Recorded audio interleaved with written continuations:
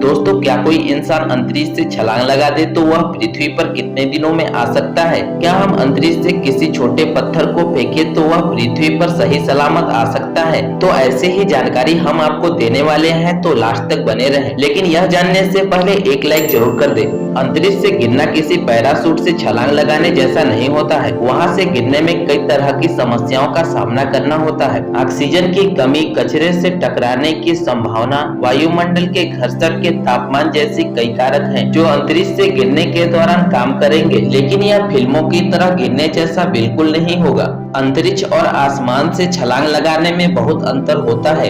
एक हवाई जहाज से कूदना लोकप्रिय होकर एक रोमांचक खेल का दर्जा हासिल कर रहा है। इसमें लोग हवाई जहाज से पैराशूट की मदद से एक निश्चित जगह पर कूदते हैं। लेकिन क्या होगा यदि ऐसा कुछ अंतरिक्ष से करना हो, या मिसाल के तौर पर कोई अंतरिक्ष यात्री इंटरनेशनल स्पेस स्टेशन से गिर जाए? क्या वह बच पाएगा या फिर धरती पर नीचे ही नहीं आ सकेगा? अंतरिक्ष से बिना स्पेस सूट के गिरना बहुत खतरनाक स्थिति होगी, क्योंकि ऐसे में आपके पास बचने के लिए केवल 30 सेकंड होंगे। बिना स्पेस सूट के आप तुरंत से जम तो नहीं जाएंगे या आप में कोई विस्फोट तो नहीं होगा, लेकिन आपके पास चैतन्य रहने के केवल 15 सेकंड होंगे। इसके बाद आपकी आंखों के आगे अंधेरा छा जाएगा। क्या ऐसे में पृथ्वी पर गिरने की संभावना होगी या नहीं? तो यह सवाल इस स्थिति में अहम नहीं है, क्योंकि ऑक्सीजन न होने पर शरीर श्वासारोध की अवस्था में आ जाएगी और 3 मिनट के भीतर ही मौत हो जाएगी। लेकिन अगर 30 सेकंड के अंदर बचा लिया गया तो पूरी तरह सामान्य होने की प्रबल संभावना होगी।